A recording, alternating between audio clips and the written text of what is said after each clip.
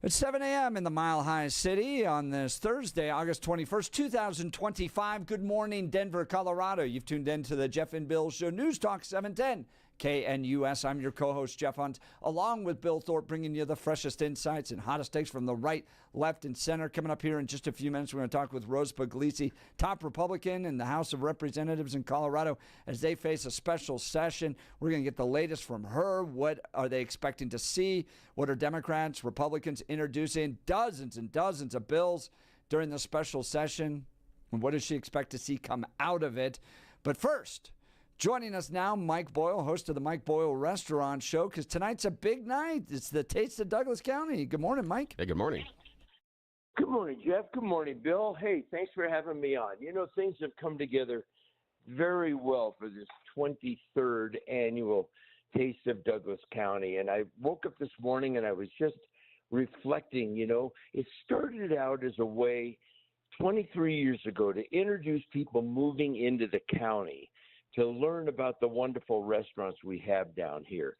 And yet it's almost transitioned into just a nice, inexpensive social night out. And so ticket sales are reflecting that. So it's a big part of it is because of the push that you guys have given it. Peter Boyles has given it. Want to thank the publications that have given it some good publicity. So it's just going to be a wonderful evening. tasteofdouglascounty.com, tasteofdouglascounty.com. Go there, get your tickets, only $10. If you wait until it starts, you're going to pay $20 at the door. So $10, so many restaurants. My family's going to be there. And basically what I told the kids this morning was, Mike, that they're just go eat whatever you like. They got ice cream, they've got burgers, they've got soda. Go have a ton of fun, and the kids are going to love it.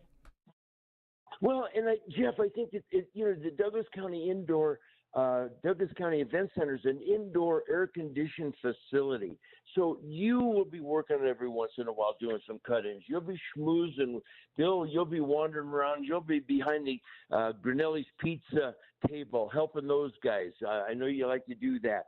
But the kids can wander around, and we've got a band that plays very nice background music.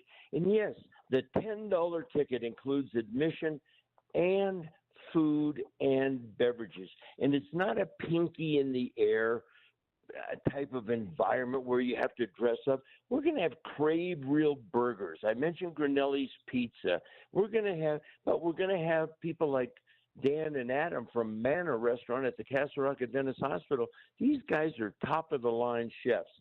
The View House always brings Chef Alex and puts out great, great stuff. So, there's something really for everybody. Pepsi sponsors it.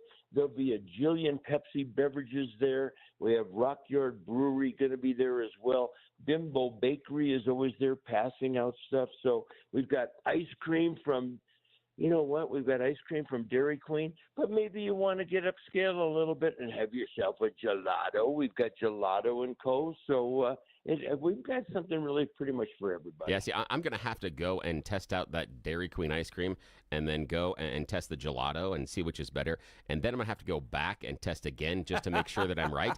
And then just for scientific purposes, I'm going to have to test a third time. It's in the interest of science, of course. It's not because I'm a Bill fat and ass. I will be there, and they've got mead, so Bill will be full of ice cream and mead. It's going to be a ton of fun. Tasteofdouglascounty.com, tasteofdouglascounty.com. Tonight at the Douglas County Event Center, 5 to 8 p.m. Get your tickets. We'll be there. Peter Boyles will be there. Most importantly, Mike Boyle, the guy that puts this all together, will be there. It's so much fun. You're not going to want to miss it. Mike, thank you for the time this morning, Yeah, sir. thanks, Mike. We'll hang out with you this afternoon. I look forward to it.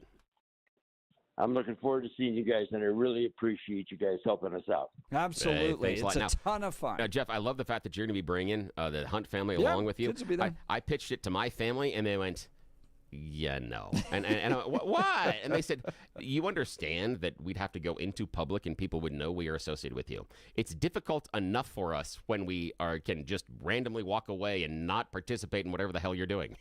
But now people would know we're attached to you? Like, no, we're not doing that. And when I told the kids it's like 30 restaurants, you just go eat as much as you want. Yeah. Like, what? $10? Yeah. It's fantastic. I mean, that's just right. I mean, if we go out to a restaurant, we as a family are going to spend close to $200. It's crazy with the amount of people I have to feed.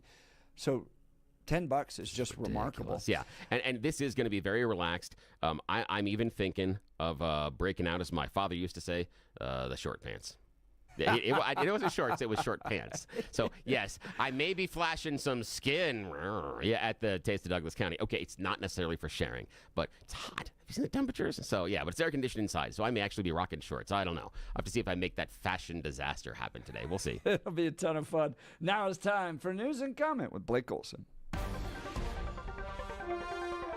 Blake Olson. Blake Olson, News and Comment. Good Thursday morning, 64 and sunny, gorgeous. Expecting a high of 96 today, so it's going to be a short pants day. This portion of the news sponsored by Pastor Camp Heating and Air Conditioning at 303-777-1234 to learn more about special savings opportunities on Lennox equipment. Our top story, founder of Focus on the Family, Dr. James Dobson, has passed away at the age of 89. He spread the gospel and promoted the most important institute in our country, the family, and wrote some incredible books along the way, including The Strong-Willed Child. Yeah. Yes, have you ever read? Have you read that book? I have read part of it, and I need to read it again. Honestly. So, great little side story. We were at an event, and my wife and I were seated at a table with Dr. Dobson and his wife and his daughter. And we were chatting because we had just read The Strong-Willed Child, because I have a particular child that was a little strong-willed at this point. And Same so here. we go, Dr. Dobson, we want to thank you. That book was fantastic. We appreciate it. And he just goes, you want to know the person who inspired this book? She's sitting right here. And we all had a good laugh. And that's cool. She loved him. And I'm reading right now just about his legacy. And he writes this. He writes, I've concluded that the accumulation of wealth, even if I could achieve it, is an insufficient reason for living. When I reach the end of my days, a moment or two from now, I must look backward on something more meaningful than the pursuit of houses, of land, of machines and stocks and bonds, nor is fame of any lasting benefit. I will consider my earthly existence to have been wasted unless I can recall a loving family, a consistent investment in the lives of people, and an earnest attempt to serve God who made me. Nothing else makes much sense. And that was Jim Dobson reflecting upon his legacy. And I can tell you, he was incredibly kind to my wife and I, who are nobodies. And his family loved him. So I think he achieved exactly what he wanted to at the end of his life. Man, that is awesome. I am so glad that you told us last hour. Jeff let us know, and that is big news. He was so important to the community and believers all around the world. So he passes away at the age of 89. And Blake, we're going to go directly to the House Minority Leader now. She's joining us as she's got a very busy day at the launch of the session, so I apologize. We'll get to News and Comment with Blake Olson a little bit later. But Rose Puglisi, House Minority Leader, very busy day. Honored to have her joining us, taking time out of her day as they're about to kick off a special session. Madam House Minority Leader, thank you for taking time to join us. Yes, good morning. Good morning to both of you. Thank you so much for having me jump on real quick. Yeah, I know it's a very busy, demanding day for you. Tell folks what this special session is all about and what you're expecting Jared Polis and the Democrats to try to get out of it. Well, Democrats do not want, as the speaker said, a good crisis to go to waste. So they're blaming their budget shortfalls on HR 1, and this is a very premature special session.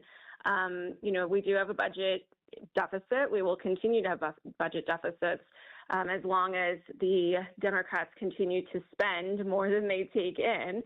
But what I think is really disappointing is that the Democrats are basically going to run bills to raise money on the backs of hardworking Coloradans at a time when people are struggling so much.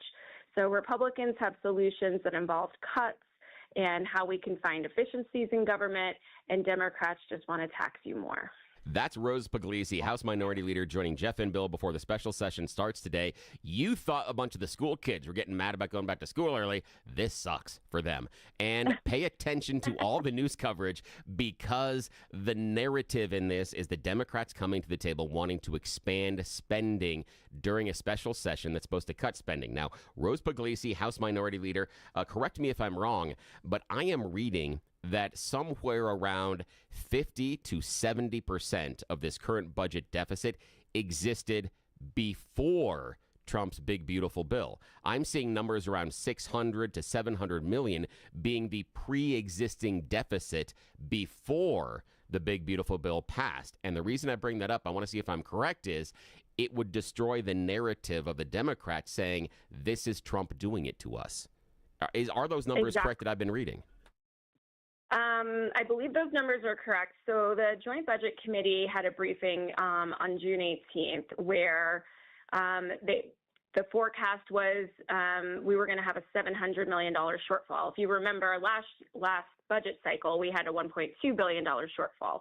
The problem is they didn't make any cuts, right? Democrats did not want to make cuts. So instead, they used one-time money to fill those gaps and use reserves. Well, you only use reserves when you're overspending. So that's how they fixed that budget crisis. Well, now, and this is something that I found to be really interesting that I don't think a lot of people don't know, and I think we've talked about this before, but the budget only needs to be balanced per the Constitution twice, right? Once when the budget's signed into law by the governor, and then the second time during supplementals. And so we were out of budget in June, way before H.R. 1 had even gotten signed into law. And H.R. 1, those tax cuts don't go into effect until 26. Most of them go into effect in 27. So these are issues that Democrats created that were already issues. But again, don't let a good crisis go to waste. Let's just blame it on H.R. 1. And that's completely out of line.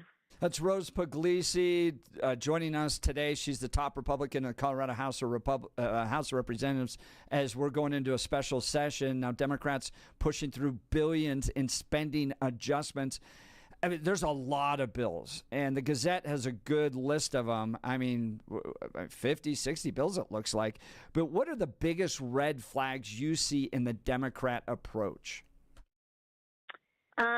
One of the big issues for small business is that they want to eliminate the vendor fee, which will affect a lot of small businesses. Again, making small businesses pay more doesn't help with our budget crisis. I want to say my biggest disappointment, I didn't want to come back to the special session. We all know that. I was very vocal about that. I also think we're not following the right process. These aren't emergent needs. These are needs that could have gone through the Joint Budget Committee in a bipartisan way and try to find some solutions going forward. Republicans have had solutions. We have had millions of dollars worth of cuts that when we litigated the long bill, none of those were considered. And so now we find ourselves in this budget crisis yet again. But what was most disappointing to me is that the governor's call was so specific that it didn't allow Republicans to come to the table with cuts. It didn't allow some of the ideas that we have that actually help hardworking Coloradans to move forward. And I think that's what's really disappointing about this session. They're going to continue to find ways to raise revenue. Well, raise revenue means on the backs of hardworking Coloradans, as opposed to cutting overspending and actually balancing the budget correctly. We just saw a poll released yesterday, I believe, that points to the biggest problems that Coloradans believe we are facing. Number one, that the government doesn't work for them. Number two, the cost of living across everything from health care to property taxes to the ability to afford a home to groceries is just too high.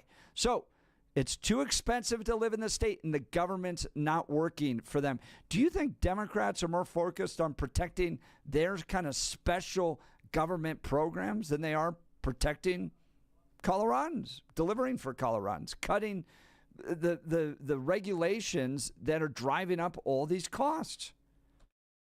You know, it's funny. I met with some business owners yesterday to just talk about some of their issues. And overregulation is the number one issue. They say, we can't grow our business.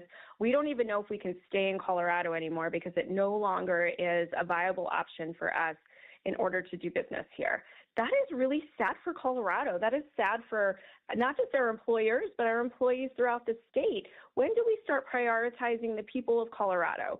And that's what this special session should be about, but it's not what it will be about. And I think it's a real disservice to the people who, if you talk to them and you ask them what they need in order to make ends meet in Colorado, they need less regulation, they need more money in their pockets, and they need government to run more efficiently. And that none of those things, while Republicans will bring forward those solutions, I doubt you'll see any of those actually become law. I think it's so critical for Republicans to provide an alternative agenda here because it's clearly not working for the people of Colorado, and we can have a much longer conversation as to why they can complain about the direction of Colorado and then continue to vote for Democrats. But one question that we get from listeners, people texting in, is can you do stuff like maybe the Democrats did down in Texas? Can you flee the state?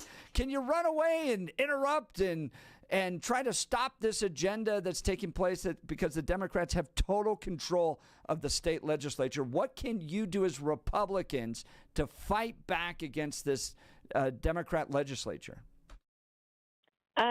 So running away isn't generally my first preference. I think the people want Republicans to continue to be the adults in the room. They want us to bring forward our solutions. They want us to be able to message not just inside the Capitol, but outside, which is why I appreciate the two of you so much, Jeff and Bill, for giving me this opportunity to help educate the public.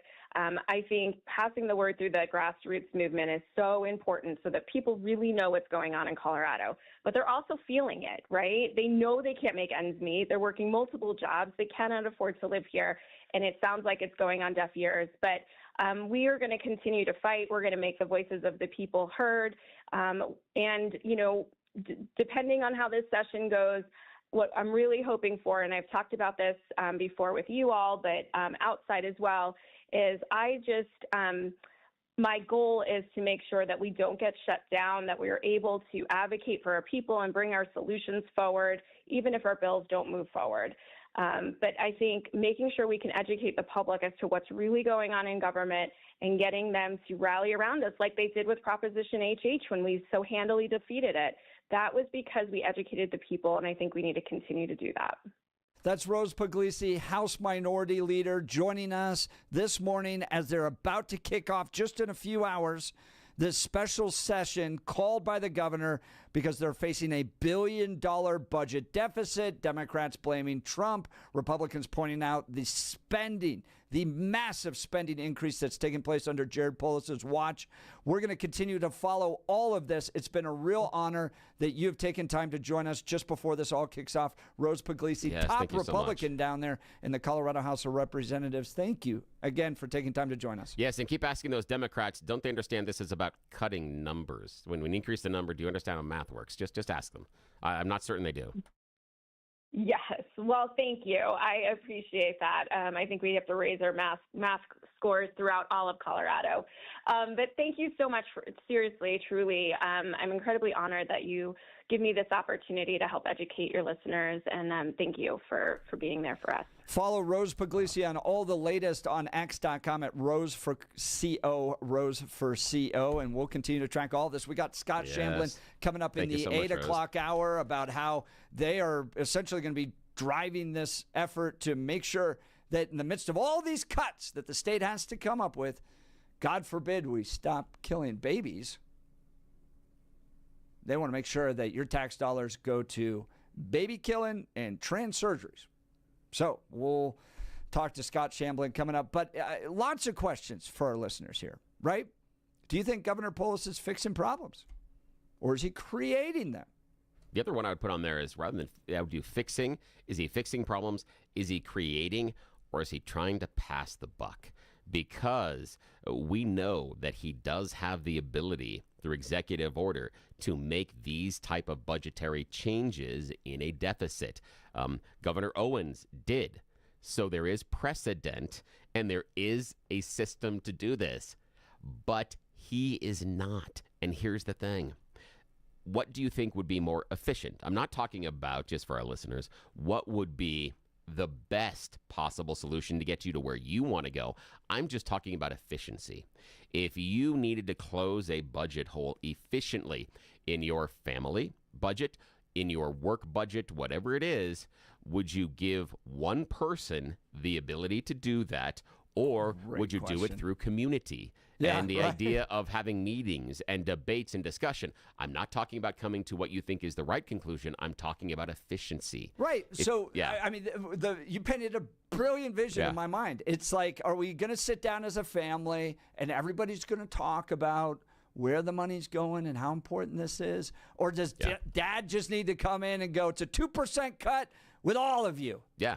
And give me a beer. Yeah, exactly. And while there are going to be people whose feelings are hurt and you may actually cut out things that could be beneficial, the cuts would be done and then the budget is at an equilibrium, because I have a hard time, even in my family budget, arguing over priorities when you're operating at a deficit. When you're operating at a deficit, priorities need to go out the window because you're in a deficit. That's it. That's how it works. It's that simple. But again, when you get to play in state politics and national, it's not that easy. They don't care necessarily about deficits. That's They're just exactly inconvenient. Right. No, it's funny money at that point. Yeah. Phone lines are open, 303-696-1971, 303-696-1971. Text us on the Dan Caplis Law Text line, 720-819-5115. Today, kicking off a big special session down at the Colorado State Capitol. Democrats want to increase taxes. Republicans want to cut spending. Where does this go? Who do you trust? I think at the end of this, as we all come out of it, you are going to be paying more taxes. And they may even call it fees to try to make you feel better. All right. An area you can spend money that's actually going to deliver for your home and make life better for you is Gyrie's. Wife and I went to go visit Gyrie's for the first time. I'd never been in one, and it was like my eyes were open to a whole new world. Oftentimes when it comes to improving our home, I was kind of left on our own, and I'd wander around Home Depot, and I don't really know. There's so many different types of paints, and you're kind of stuck there, and you kind of feel a little awkward asking people for help. And then on the other extreme, you had like Extreme Home Makeover Edition, where television shows show up and make your home pretty. And so that's, I thought, was the world we lived in. Well, there was this beautiful new option called Gyrie's that allowed us to walk into a store, talk to a personal design consultant who answered all my wife's questions. We walked through all the different types of custom blinds, shades, shutters, different paint options, home decor. I mean, we got real personal attention. And then they came out to our house, brought samples, brought paint samples, blind samples, so we could see what it would look like in our home with the color of our house. And it's been remarkable. Personalized attention through every aspect of our design process. The designers are experts and can help you with everything from window treatments to full room decor. Guys, here's my advice to you. Just take your wife and let her just go with all the questions, all the creativity, all the different options she can bring to the home, and then figure out what you can do, right? But why not have that personalized designed in-home consultation? So you can get the same expert advice I'm getting right now in your own home. Do yourself a favor. Get started today. Visit GuyReese.com to schedule your in-home consultation. That's spelled GUIRYS.com, GUIRYS.com. Go see the great people at Gyrie's. You'll be sure to thank me. We'll get to your phone calls and texts. You're listening to the Jeff and Bill Show. This is Denver's Talk Leader, News Talk 710 KNUS.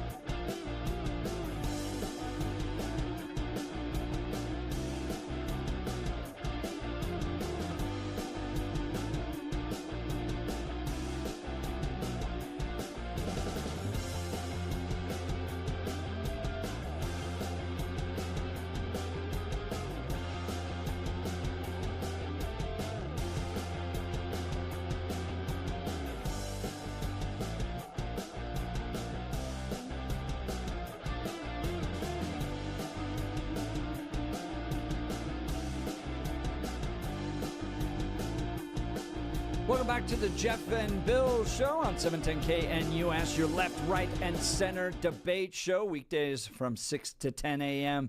Today we're kicking off with the Colorado Legislature's so-called special session down at the Capitol. Governor Polis has called lawmakers back, saying the state faces budget pressure and new federal tax law changes. But let's be honest here, this is less about fixing real problems and more about ramming through a progressive wish list while no one's really watching because it's August.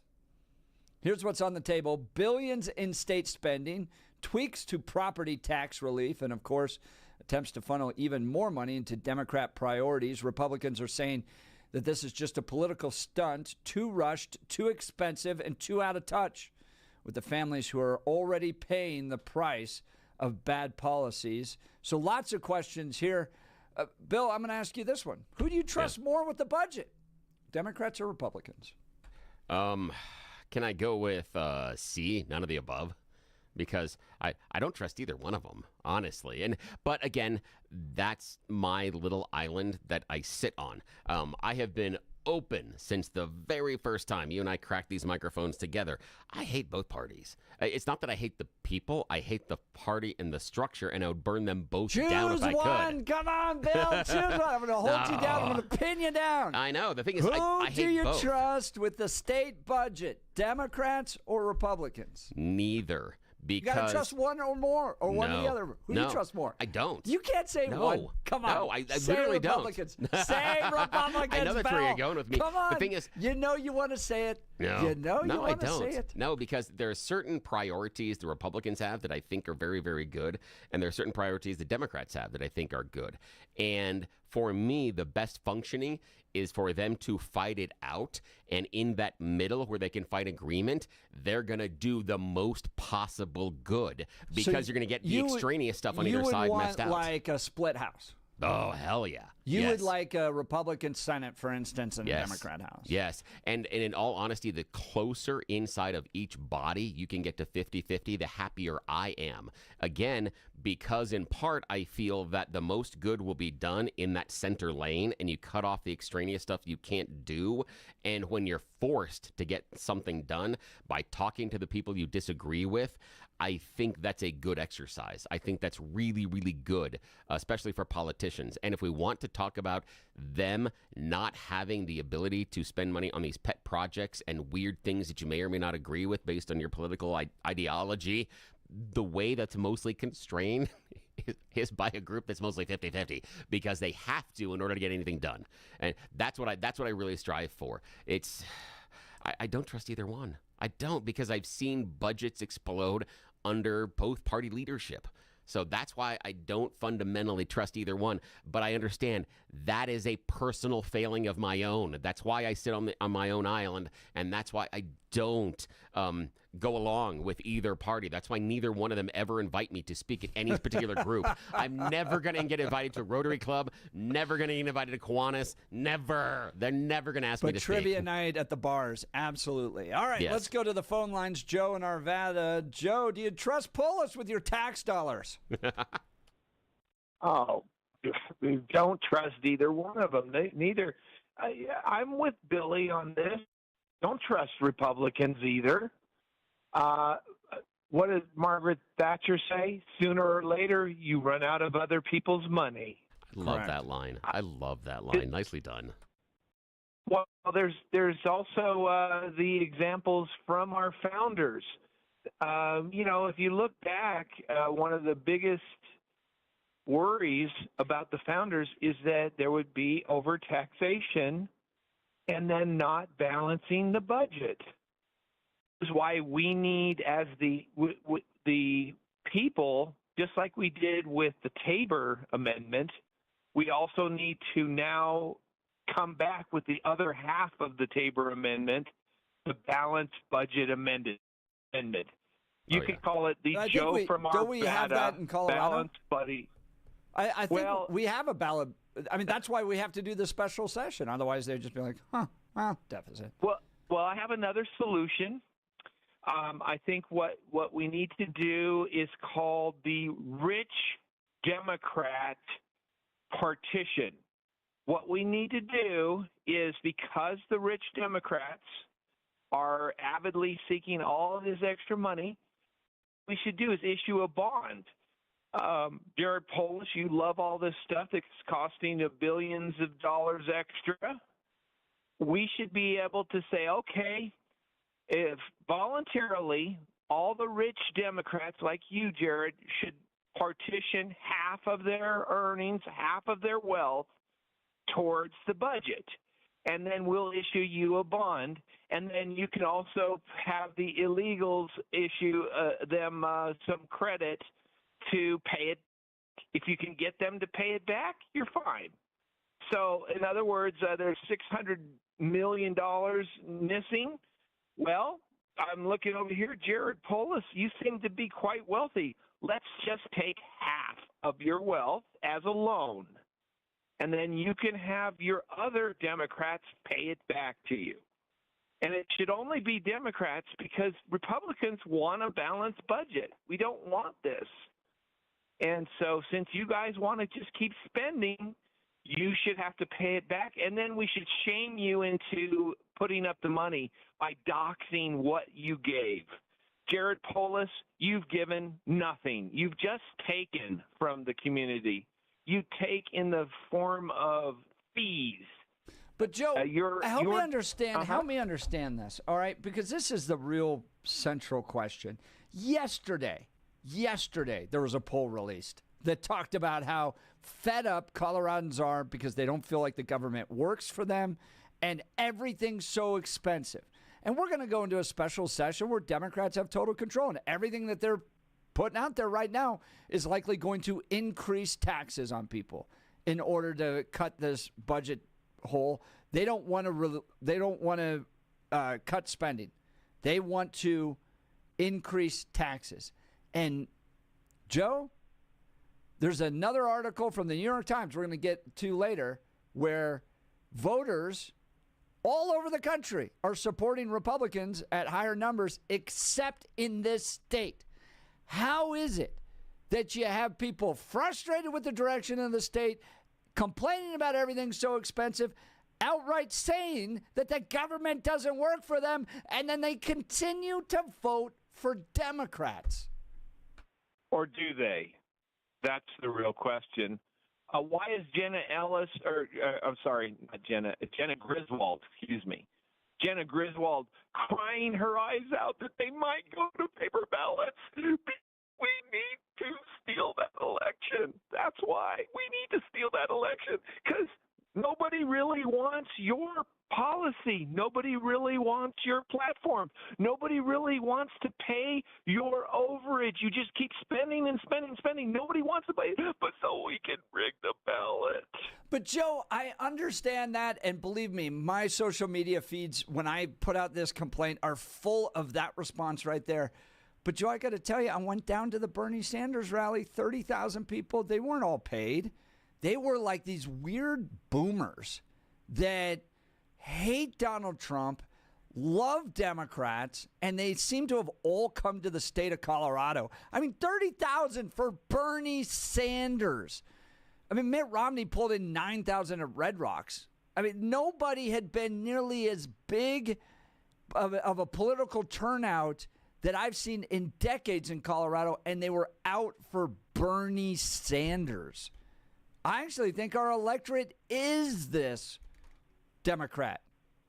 And then they all complain about it. It's weird to me. I agree. I also think every one of these people that wants unlimited socialism, unlimited spending, should be issued an idiot ticket. You should get an idiot ticket for $1,000. If you're at a Bernie Sanders rally, you should get an idiot ticket for exactly $1,000.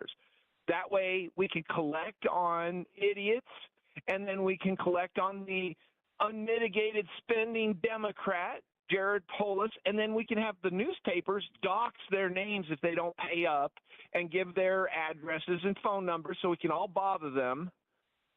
Idiot tickets. Would there be you a great go. I like the idiot tickets. Now, Joe, I got to ask you, and I want to ask Jeff this the same, and I'd love to hear the audience chime in on this as well, because I'm I'm concerned that some of what I'm hearing from the Colorado GOP is a continued exercise in self-delusion.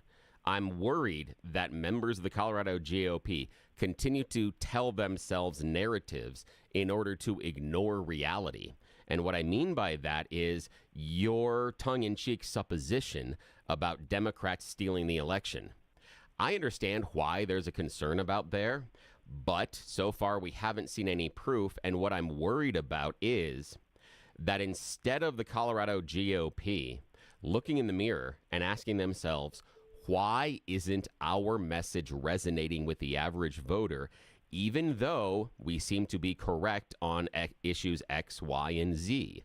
But instead, they run around about stolen election. And what I'm worried about is if you complain about this election being fixed, then you don't have to question your own party's behavior, platform, or lack of participation from voters. So is this an exercise in self-delusion? Are we just avoiding the fact by just saying it's got to be rigged and that's why we lose? Are we just being those fourth graders on the soccer field complaining that the ref liked the other team better than they liked us? That's why we lost. Not because we as a team underperformed and couldn't score a goal. And look, Bill, it's a fair critique, but when I look at this New York Times article where it's like Republicans everywhere up, except for Colorado, I just kind of go, okay, I understand. Maybe we're getting it wrong. Maybe you can blame the party. Maybe you can do all that too. But it seems a little weird that everywhere else, everyone's seeing gains with Republicans except for Colorado. Joe, your thoughts? Well, I think part of it, too, is the mass idiot evacuation is coming to us. You have people that they know they can't live in New York or California, so you have to have a mass idiot evacuation into Colorado where you can steal all their money until there's another state, maybe Wyoming's next, where you can move all the mass idiots to Wyoming. Although they will ticket and jail them, I'm sure. Anyway, the thing is that I agree with you, Billy. It is somewhat silly, but on the other hand, it does shame the embarrassing governor into coming to reality. Sometimes you have to announce that the emperor has no clothes before you can get change, and I think that of this is common sense that needs to be exposed. And yes, if you do it with a little humor like Reagan did, you put the spotlight on them, how dumb they really are. And then I think the truth is, you're right. We have to get down to number crunching where we actually cut the budget.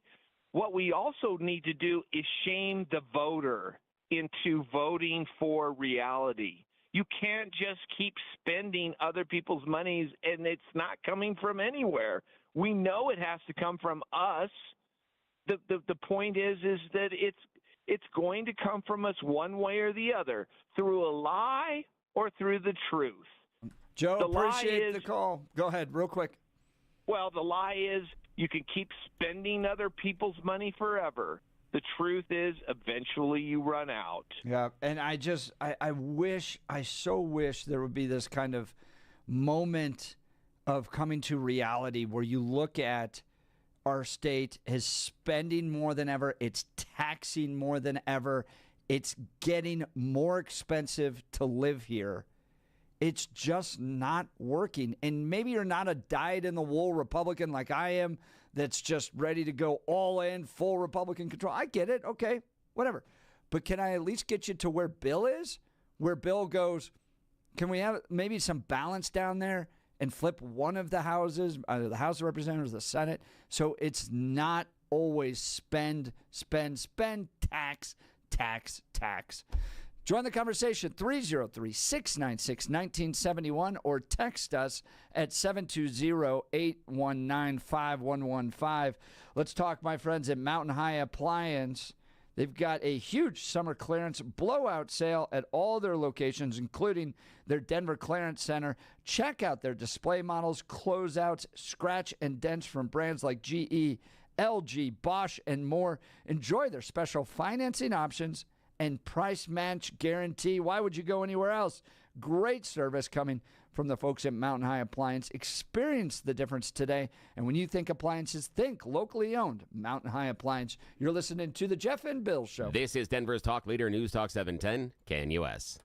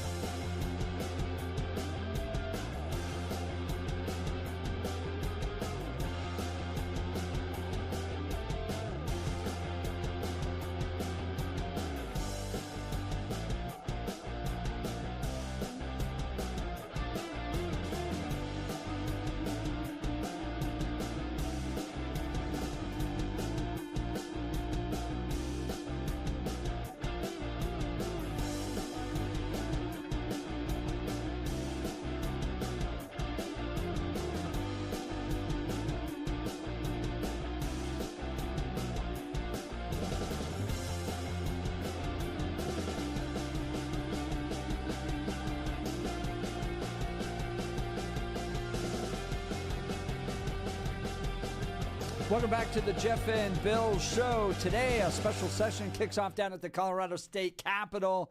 Democrats saying it's the Republicans in Congress and their changes to the tax formula that's resulted in us having $1 billion deficit.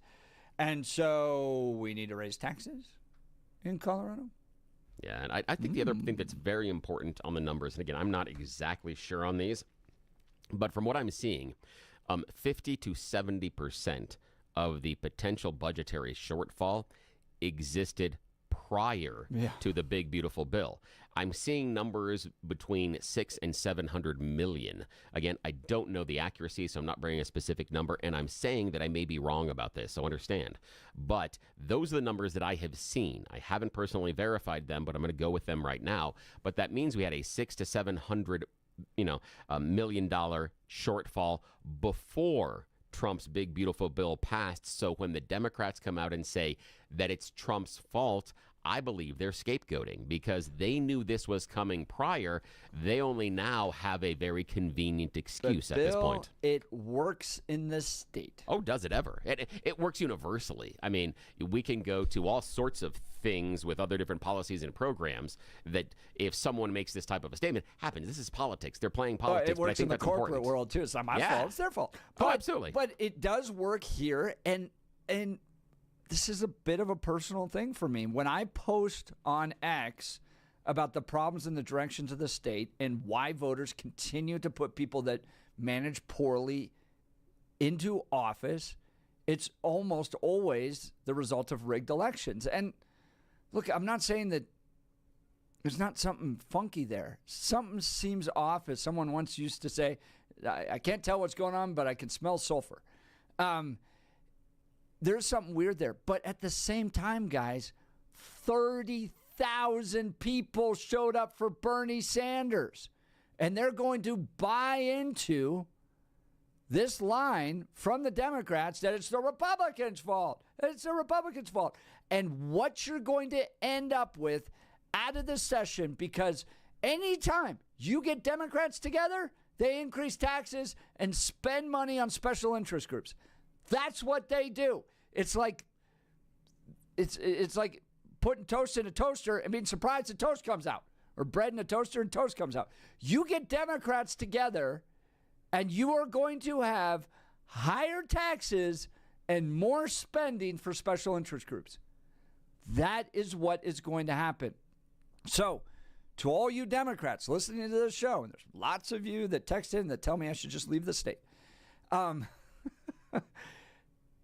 I don't want to hear the complaints anymore.